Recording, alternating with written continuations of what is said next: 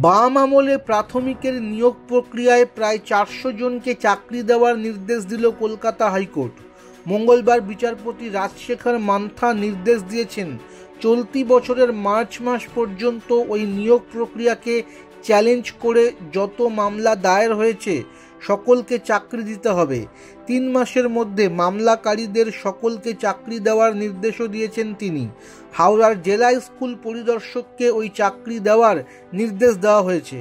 2009 সালে প্রাথমিকে 1826 জন শিক্ষক নিয়োগের বিজ্ঞপ্তি দেয় তৎকালীন বাম সরকার। 2010 সালে ওই নিয়োগ প্রক্রিয়া শুরু হয়। পরের বছর অর্থাৎ 2011 সালে রাজ্যে ক্ষমতায় আসে তৃণমূল। নতুন সরকার বাম আমলের নিয়োগ প্রক্রিয়া বাতিল করে দেয়। তারা নতুন প্যানেল প্রকাশ করে। ওই প্যানেলকে চ্যালেঞ্জ করে মামলা দায়ের হয় হাইকোর্টে। পরে সুপ্রিম কোর্টেও ওই মামলা গিয়েছে। শীর্ষ আদালত তৃণমূল সরকারের পক্ষে রায় দেয়। তবে শীর্ষ আদালত জানায়, বাম আমলের আবেদনকারীদের নিয়োগ প্রক্রিয়ার সুযোগ দিতে হবে।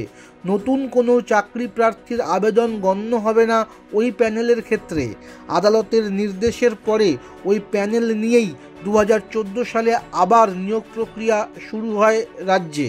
2015 সালে প্যানেলের মেয়াদ শেষ হলে গোপালচন্দ্র কাঞ্জি সহ কয়েকজন চাকরি প্রার্থী ওই নিয়োগ প্রক্রিয়ার ত্রুটির অভিযোগ তুলে আবার হাইকোর্টে মামলা করেন। তাদের আইনজীবী ফিরদৌস শামীম এবং রবিলাল মৈত্রের সওয়াল, অনেক নতুন আবেদনকারীকে ওই নিয়োগ প্রক্রিয়ায় সুযোগ করে দেওয়া হয়েছে। শিক্ষক হওয়ার জন্য ন্যূনতম যোগ্যতা না থাকা সত্ত্বেও অনেককে চাকরি দেওয়া হয়েছে। ওই নিয়োগে দুর্নীতির অভিযোগ তুলে হাইকোর্টে সিবিআই তদন্তের আবেদন করে মামলাকারীরা। পরে ওই একই অভিযোগে একাধিক মামলা দায়ের হয় হাইকোর্টে। গত বছর কয়েকজন মামলাকারীকে চাকরি দেওয়ার নির্দেশ দেন বর্তমানে অবসরপ্রাপ্ত বিচারপতি অভিজিৎ গঙ্গোপাধ্যায়। মঙ্গলবার বিচারপতি মান্থা নির্দেশ দেন, আগামী 3 মাসের মধ্যে সব মামলাকারীকে যোগ্যতার ভিত্তিতে চাকরি দিতে হবে।